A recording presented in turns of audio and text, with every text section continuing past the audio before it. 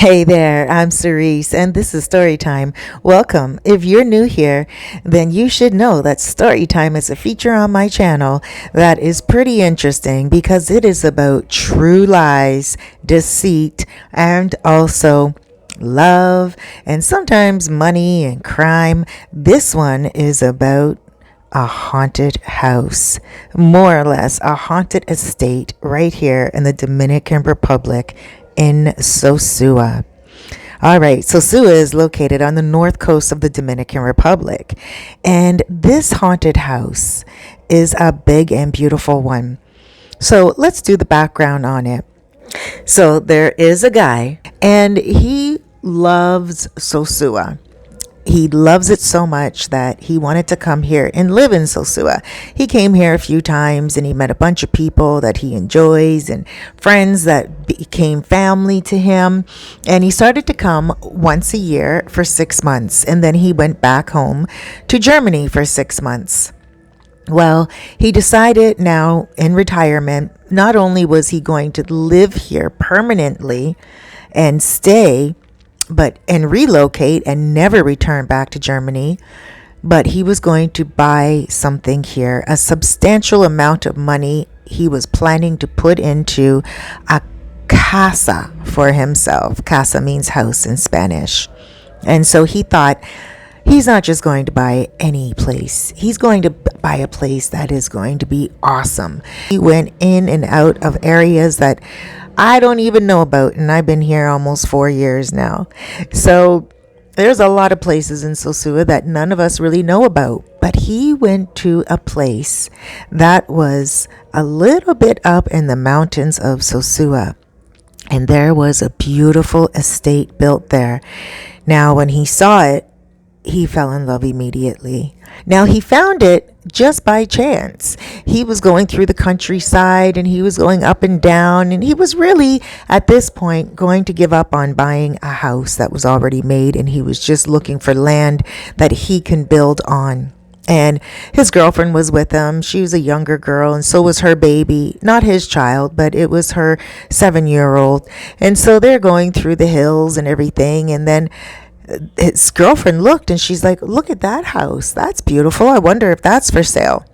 And he looked and he was like, yeah, let's go ask them. And if it's not for sale, maybe they know someone in the area that has houses something like this that is for sale. So they went to the front gate and it was, of course, locked.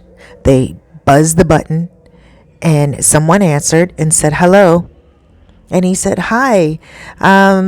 I'm just wondering if we could talk to you about your land here, or if you know anyone that is selling something like this, if you're not. And the voice just didn't answer. And he said, he pressed the button again. Hello? Nothing. Hello? Nothing. So he thought, you know what? He's going to get his real estate agent to go check out the place and find out what's going on in that area and see if that place is for sale. So the real estate agent couldn't find this house that he was talking about. And she's like, listen, maybe it's just a family, very old family here in Sosua area, and maybe they just don't have a deed for it or a title for it. It could be so old that the family's just handing it down to family now, and that's probably why she didn't get back to you and answer you, because they don't have a deed and they're not interested in selling it. And he's like, well, can you please ask at least? And she's like, okay, and he said, let's go out to the property. And he's like, and at least you'll see what type of style that I'm really looking for. The real estate agent thought, all right, there's no harm in that. So they went out to the estate. And when they went up to the front gate, she pressed the button, but there was no buzz. And he's like, and she pressed it again. She goes, are you sure you pressed this buzzer? Because it's not working. It seems like it's broken. And he's like, no, it's not broken. Like, watch. And he pressed it and it didn't work. And he's like, oh, well, maybe it ran out of batteries or something. And he's like, I don't know. And he's like, oh, but look, the gate's open this time. So they walked up through the gate and they kind of yelled up there, but the driveway was so long that, there was no way possible that anyone in the house was going to hear them. So he thought this was a good sign, and they tried to slide the gate open all the way, but it wouldn't slide open. As they slid it open enough for them to just get through, she said, I don't know if we should be doing this. Like, this is private property, and there's sometimes are dogs on the property, like vicious dogs. And he's like, oh, it doesn't matter. Like, if there were dogs here, they would have heard us yell. Let's just go up the property, and if the dogs are here, the owners will hear the dogs barking, and the owners will come out and tell the dogs to stop. And she's like, that's not how it works here in the Dominican Republic. The dogs are trained to attack, and then the owners come out. Like, she's like, that's what the dogs are here for. And he's like, I don't know. He's like, I got a vibe that there's no dogs here. And she's like, okay, like, the real estate agent was just not comfortable with it at all. But of course, she's looking at the dollar signs, and she's looking at the house, and she's thinking, if this house is for sale and he is this adamant about buying it, she's going to be making at least $50,000 US on it, because it was worth a lot of money with the land and everything. So she starts walking up the long driveway with him. Sure enough, no dogs come out. His vibe was right. They go and they knock on the door. Now, before they knocked on the door, they could hear talking inside. Some kind of like yelling, and it sounded very empty inside. And he's like, look, see, someone's home. And she's like, okay, well, just like knock lightly. We don't want to really scare them. So, of course, he doesn't listen to her, and he knocks loudly because it's a big wooden door. And he was even surprised that he could hear them through the thick, beautiful stone and the thick door. So, nobody answers. And then he walks back a little bit from the door, and he starts trying to look into the high windows, and he's like looking, and he can't look in. And then he goes around to the back, and by this time the real estate agent, she's just like, I'm out of here. I'm not standing here. This does not feel right. This feels horrible. And she's like, listen, I'm going to meet you down in the car. And he's like, all right, no problem, but I'm going to check out the property. So him, he being very curious and thinking that, of course, it's for sale. His vibe was telling him it's for sale. He runs around to the back, and he starts looking around. And lo and behold, he found a sign that said, for sale. And he was like, oh my gosh. And there was a number on it. So he said, oh my gosh, this is great. This is wonderful. He picked the sign up, and he started to run down the driveway with it. And the real estate agent looks at him and says, I have a very bad feeling about this property. I don't think you should be looking into it, but I can look in the area to see if there's any more properties that are similar to this one. And he's like, nope, I want this one. I feel like it is calling me. I feel like it is the one for me. She said, okay. So then she calls the number, and a woman answered the number, and she's like, hi, yes, I've been trying to sell that property for some time. And, she's like, it's not in my family. My dad, he bought it many years ago. I have the deed and everything, but it's just been crazy. I haven't been able to sell it. It's like nobody goes by the place. And she's like, well, you probably haven't been able to sell it because the for sale sign was at the back. And she's like, the back, and then the real estate agent said, yes, at the back of the property. Now, this young woman that the real estate agent called, we will give her the name Melanie. So Melanie's like, well, I don't know why it would be at the back of the property because, I had it at the front. And she's like, I don't know, maybe it blew to the back, or maybe one of the workmen that was doing the lawn, maybe they did something and forgot to put it back out there. But in any case, it's for sale, and it's also a very good price. She said the whole place is going for $350,000. Well, now, it was worth so much more. The real estate agent knew she was still going to get a big chunk out of 350, So she said to her client, she said, look, just do yourself a favor, go check it out. Melanie's going to come into town. Now, Melanie lived in Texas, and her dad, originally, he was a Texan oil guy, and he bought the property in the Dominican Republic.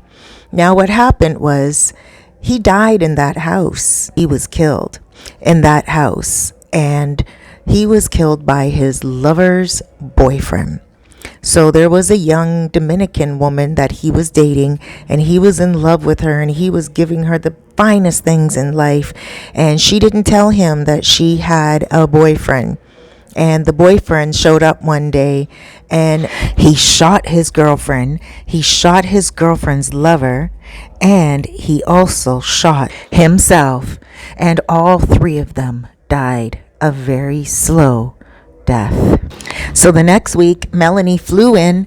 She showed the place to Frank, and she retrieved her dad's things because they signed the deal, and Frank got the deed. Right away, Frank started to make changes in the house. He called in repairmen to make new walls, take down old walls, and he started to design it the way he dreamt his dream home would be. One of the things he did was call an intercom repairman.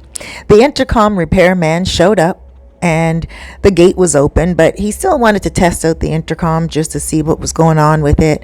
So he pressed the button, and a woman said, "Hello?" And he said, "Oh, the intercom's working." He said, "Is it another intercom that I'm supposed to come and fix?" And then nothing. Absolutely nothing. He pressed the button again, and he said, "Hello? Hello?" Nothing. So he walked up the driveway. So he walks up the large walkway, and he knocks on the front door, and Frank opens the door and says, "Hey, so come on in. I'm going to show you where the connection is for the intercom out front." He's like, "It was working the first time I came here, and now it doesn't seem to be working. I don't know what's up." Now, Frank never asked himself why he heard this woman's voice answering the intercom until this guy did just now. This guy said, "Well, it was working just a second ago when I pressed it. I pressed it and a woman answered, 'Hello.' And then I pressed it again and it wasn't working." And Frank said, "Woman? No, that's not possible. That's not possible at all because there's only me in the house." And the intercom guy said, "No, I'm telling you, there was no one else around me, and I heard the woman say hello. I buzzed it, the buzz worked, and then I heard her say hello. I told her that I was here to fix the buzzer type of thing, and that was it. I buzzed it again and it didn't work." Frank did not take that into consideration at all, but it did strike him kind of weird. And he's like, same thing with me. He's like, I remember it did work when I first came here, and it was a woman's voice too. And the guy said, "Are you sure there's not a woman in this house?" And Frank said, "I am 100% sure." So then, the guy says, "All right." So he fixes the intercom. Everything's good, and it's working well. It continues to work well. Then Frank, his girlfriend, she comes over with her kid one day, and they're all swimming in the swimming pool, and they're chilling out in the pool and everything, and they're having a barbecue. Now, this place is gigantic, ginormous, and so you can be in one part of the house and you're not going to hear the other people on the other side of the house. Well, Frank, he's in one of the kitchens and he's cooking, and all of a sudden something taps him on his shoulder. He didn't turn around right away because he felt that it was his girlfriend, and so he just said, "Yes, babe," as he was stirring the pot because he was cooking, and she didn't answer. So he turns around and there's no one there.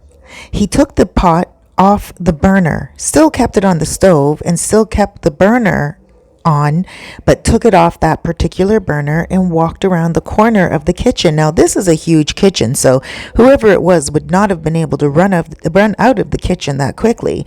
But he was sure that he felt something on his shoulder, so he left the kitchen and went to look for this person. And you know how your hair just stands up on the back of your neck? That's what happened to him. He was just like, ooh, that was weird. And then he just discounted it. He's like, oh, no one must have touched me. It was just must be one of my muscles settling in, because he's been working out lately and he's been fixing the house a lot and painting and cleaning and, trying to settle in as much as he can. And so he's been a little worked over lately, his body, his muscles. So he's like, that must be one of my muscles just settling. So he goes into the kitchen and the pot is on the stove, but it is back on the burner. Now he could have sworn that he left the pot off the burner. He was very conscious of that. He's always been very conscious of that, because his side job, his side hustle when he was growing up and for most of his life, was a private chef. He loved cooking, and it was just something that he did, not necessarily for a great amount of money, but just as a side hustle. And he used to make a good amount of money doing it, but it wasn't his main job. So then he decides that he's like, oh wow. And he decides that he just needs some rest. He's tired, he's feeling people tap him on the shoulder, and he's forgetting to take the pot off the stove burner. And he's like, this is him. He's just tired.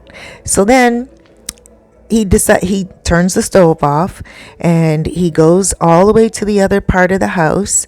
And when he gets there, he can hear screaming by the pool. Screaming, screaming, screaming. Now, he didn't hear it from where he was at, but he heard screaming, loud screams. And it was his girlfriend. And his girlfriend was like, oh my gosh. And he's like, what's going on? She's like, you didn't hear me screaming for you. And he's like, what? And she said that she had to pump water out of her son's chest because he almost drowned. She said, my son almost drowned. And she was crying and crying. And he said, what is up? What do you mean? And she's like, something was holding him underwater. And he's like, something was holding him underwater. What do you mean something was holding him under the water? And she said, something is in your pool holding my son under the water. He couldn't get up. He could not come up for air. And he said he felt like something was holding him down. And Frank said, that is impossible. Like, he just needs some swimming lessons and we'll get him some swimming lessons. And she refused. She said, take me home right now. I do not want to stay in this house. It's scary and it's weird. Something strange is going on. And he's like, oh, come on, sweetie. Just stay the night. Like, everything's going to be all right. These mistakes happen. It could be that there's a vacuum at the bottom of the pool. It's a very old pool. Maybe something was sucking him down. She said, no, something was holding him down from the top. He said it was from the top. Nothing was pulling him down from his feet. Something was pushing him down from the top. And he said, okay. And she's like, and something, she goes, I felt my insecurity. I felt my intuition tell me to get up from tanning and look at him. And I saw that he was splashing and he couldn't get up. And every time he tried to surface, he was being pushed back down. I saw it. And Frank was like, okay, well, you know what? Sometimes our imaginations run wild. She's like, no, I'm telling you, even when I jumped into the water to get him, I felt like I was pulling him up away from someone's grip. And Frank was like, okay, all right. Now, this is a little weird. I'm going to get them to drain the pool tomorrow. And we're going to see if there's any cracks in the foundation or anything of that nature, because we don't want your son getting hurt. And so his girlfriend was kind of relieved at that. And she's like, okay, all right. And he's like, please just stay the night. Let's go to the other part of the house. There were 2 pools in the house. And he said, let's go to the other part of the house, the smaller pool, stay close to me. And, if anything, we can go on the beach, because it was also on the beach area. He said, we can go on the beach and we can go for a nice walk and just relax. Now, the son, he was terrified. He was sticking close to his mom. He was just like 7 years old and he knew something was up. And, he just felt like there were demons around him everywhere, and he kept jumping and he was terrified. Like, he kept saying, something's touching him. And Frank was like, okay, we got to stop this. We're being too scared. And once we, as human beings, allow this stuff to get to us, we start imagining it more. So let's just calm down. And so the girlfriend was just like, she's like, I believe my son. I believe my son. She's like, there is something going on here that's not normal. But for some reason, she was convinced to stay the night. During the night, they heard howling. They heard screaming. They heard a woman and a man's voice somewhere sounding like it was coming from the walls. Now, Frank didn't tell his girlfriend anything major about what went on in the house because Frank only heard that the man who owned the house prior to him died in the house. That's all he knew at that moment. He didn't know the details about the killing at all. So he ended up going to the real estate agent the next day, and he's like, listen, something's up with this house. Like, he drove his girlfriend home. His girlfriend was terrified. She vowed she would never go back to the house, and she didn't. And she told him anytime that he wants to see her, he needs to come to her place or he needs to buy a new house. So he was like really, really weirded out himself because he knew he heard those voices that night too. And at that time, he didn't have any workers working with him on the land overnight, only during the day. So, the next day he told the real estate agent that something strange was going on in the house and he didn't quite know what it was. So that's when the real estate agent told him the situation behind the home. And she's like, listen, Frank, I should have told you this, but I didn't want to scare you because I know how much you really love the home and I didn't think that it really mattered. But, the owner was actually killed in there, and not only him, but his girlfriend was too. And he was like, what? Why didn't you tell me this? And she's like, well, I just thought it would scare you, and I knew how much you wanted the place. And he's like, oh my gosh. And then he's like, all right, you know what? We can deal with this. So then he was, one day he said he needs a crew in there with him. And he didn't want to spend that much money on hiring help, but he knew that he had to have people go into the house and help him out. So then he had two older women. One was to cook, one was to clean. The other one, one of them was very sensitive to spirits, and the other one was more or less just didn't believe in it. And he got them like that on purpose because he needed two of them. One of them that was going to agree with certain things that were going on in the house, and the other one that was going to help keep him sane and, logical when those things did go on in the house. But nothing really happened for about a good month. Then something happened in the middle of the night. Both of those women lived in the house, and both of those women heard what the noises were. There was screaming, and there was people running down the hall, and there was people screaming at the top of their lungs, and the one woman that doesn't believe in that stuff, she got up out of her bed and she walked down the hallway to go see what was going on, to see who got in the house. She thought maybe Frank brought over guests and she wanted to make sure everything was okay. But when she opened her bedroom door and she walked all the way down into the other wing, there was no one in the house. All the noises stopped. Now, she should not have even been hearing much noise because it's difficult to hear noise from one end of the house to the other. So she walked back towards her wing thinking maybe somehow he had a party in her wing in one of the side rooms. So she started to walk back down the hall to go back to her wing, and she opened up all the doors. There were 5 rooms in her wing, and she opened up all the bedroom doors. She looked in. Everything seemed fine. She went back to sleep. Then the noises started again, and this time she jumped up and she ran all the way to the other side of the house, not just the common area, but the other side of the house, because this time she said to herself, maybe she's hearing noises from the other side of the house, even though she knows that it was quite impossible because everything's soundproofed and it's just such a big place. She thought, well, maybe she's just really sensitive to sounds right now. And she got to the other end of the house, and as she was running to the other end of the house, the other maid was running towards her end, and they both met up in the hallway, and the maid said, what's going on in your end? And then the first maid, she said, I don't know what you're talking about, but I was just running to this end because I could hear noises at your end. And she's like, no, I just checked all the rooms at my end here and there's nothing going on. She's like, I heard it earlier and I checked all the rooms. Everything was fine. I went back to sleep and now I heard it at your end. So now I'm running to you. And then the first maid said, the same thing with me. The same thing. So then here they both are. They realized they both heard noises and they knocked on Frank's door. When they knocked on Frank's door, Frank was not even sleeping on top of his bed. He was sleeping on the bottom of his bed on the floor. And because they knocked on the door at first and there was no answer.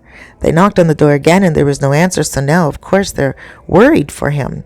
And they opened his door and he was sleeping on the floor under his bed, on the bottom of his bed, under his bed. And they're looking for him and they're looking for him and they're like, Frank, Frank. And then he wakes up out of his sleep and he looks at them. Like, first he looks at where he's at and he notices he's on the floor underneath his bed.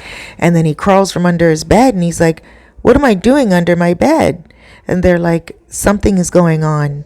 And he's like, no, there's nothing at all. They're like, listen, Frank, something is going on. And then all of a sudden the screams started to happen. Loud screams and noises and people just screaming at the top of their lungs, men and women. And it was so loud they had to put their hands over their ears. And they ran out of the estate. And when they got outside, they looked inside, like they looked at the place from inside, and there were lights on in every single one of the rooms. Those rooms were not occupied by anyone, but the whole place was lit up. Then all of a sudden it went dark. So Frank, he thought to himself, oh my gosh, like something is going on. He had no experience with this type of stuff, but one of the workers did, one of the older women, and she said, this is a demon situation. This is not good. We must leave. And they did. He ran and he got in his car. The two ladies got in the car with him. He had an extra set of keys in his car and they just peeled it down the driveway. This is crazy. The front gate was open, almost like they were being told to leave. And they went out the gate and they went all the way down the hill and bam, he went directly to the police station. And the old lady said, come on, we need to go see a shaman. I know a shaman. And they went into the police station first because he was thinking, this is criminal. It's not right. I'm not going to deal with this on a supernatural type of level. This is people messing around with the electricity. They're messing around with my investment. So they went into the police station and the colonel wasn't there. But the old colonel who was on duty when the murders happened, he just happened to be there visiting the station that very night. And when they walked into the station, they went up to him and they told him, and he said, which house is this? And they told him, and he's like, when did you buy this? How come I didn't hear that this house was sold? I pass it all the time. I always check in on it because it's not a normal place. And he's like, what do you mean? Frank said, what do you mean it's not a normal place? And the guy said, well, no one should be living there. And Frank was like, why? Like, what do you mean? Like, how is it not a normal place? And that's when the older spiritual woman spoke up. She looked straight at the ex-colonel and said, I told him to go to see the shaman. He needs a blessing. He needs to be cleansed. And the colonel said, you need to sell that house. And then Frank said, I'm not selling that house. It's mine. And I mean, who's going to buy it in that state? And so the colonel said, all right, we'll go check it out. But first, you need to listen to Abuela here. Abuela means grandmother. And he said, you need to listen to Abuela here. We need to all go to the shaman. So they went to the shaman. And the shaman gave Frank a special bath. Then he said, come on, we must go to the house.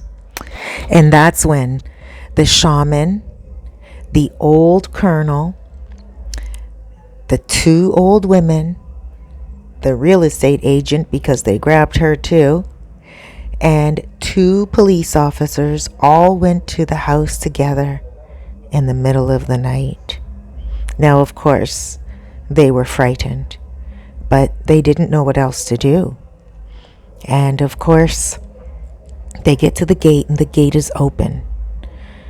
But again, it's not opening all the way for them to drive up the driveway. So they all squeeze through the opening. First, they pressed the intercom and the voice said, hello? And then it went staticky. Shh. They all looked at each other quietly and they started to walk to the front of the house, up the long driveway. Frank started to feel guilty, and he looked at the women, the real estate agent and the two old women, and he said, you ladies stay back. I don't want anything happening to you in the house. At this point, he was still feeling it was criminal and not paranormal. And the ladies refused. The ladies said, no, we've come this far. We might as well keep going. We need to stay in a group. And the shaman said, yes, strength comes in numbers. They get to the front door and nothing. Dead silence. No lights on. Absolutely nothing. Frank said, no, I can't do this to you guys. We gotta go. We're going back down the hill. I'm selling this place. Don't worry. And the shaman said, we are here and we have a job to do. The shaman said, wait out here for me. The shaman went in the house. It was unlocked. And he closed the door silently. He went from each room, turned the light on, and prayed in each room, turned the light off, and did that in 5 different rooms in 5 different wings. It took him about 45 minutes. When he was finished, he opened up the door and a big gust of wind escaped from behind him. All of them could feel it. And then they heard a sigh, what sounded like a sigh, and it went like a release. And they all looked at each other silent. The shaman closed the door. They all went down the stairs and down the long driveway, not saying a word to each other as they all walked in unison. They squeezed through the gate, got into Frank's big Jeep, his SUV, and they drove away.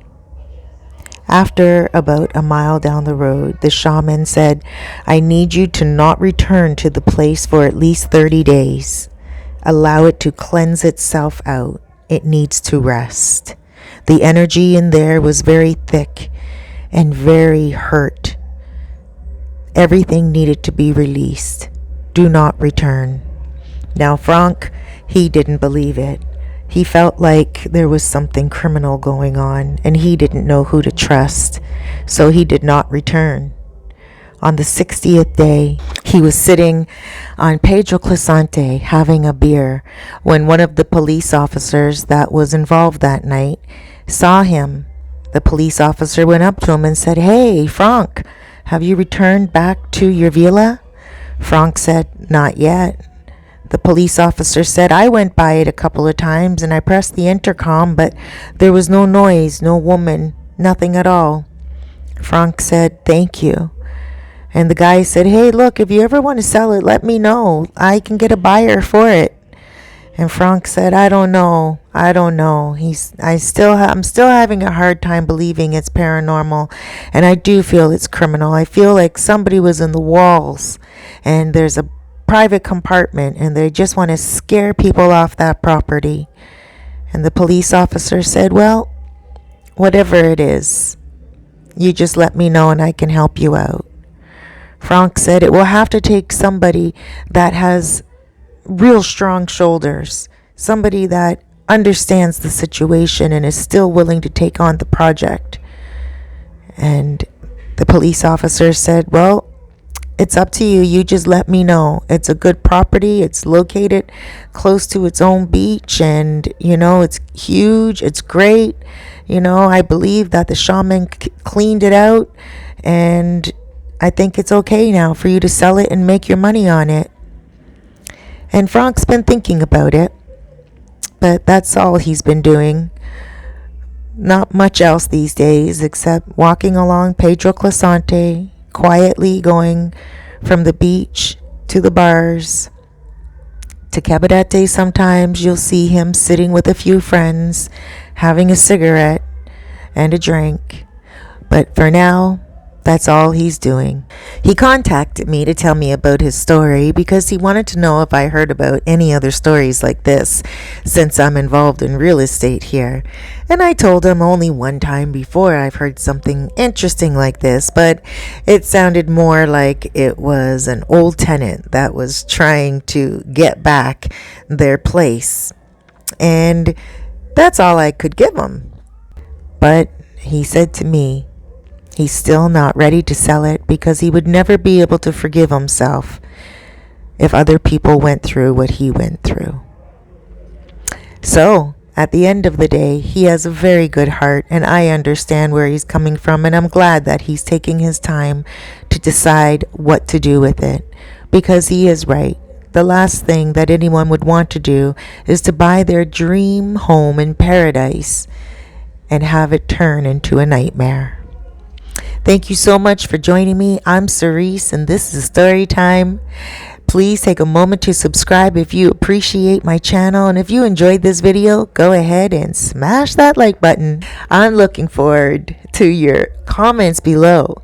And if you ever had any experiences with a haunted house or a villa, or while you were on vacation, anything happened, share it down below. It would be interesting to know. Take care, everyone. Treat yourself good today and be careful out there.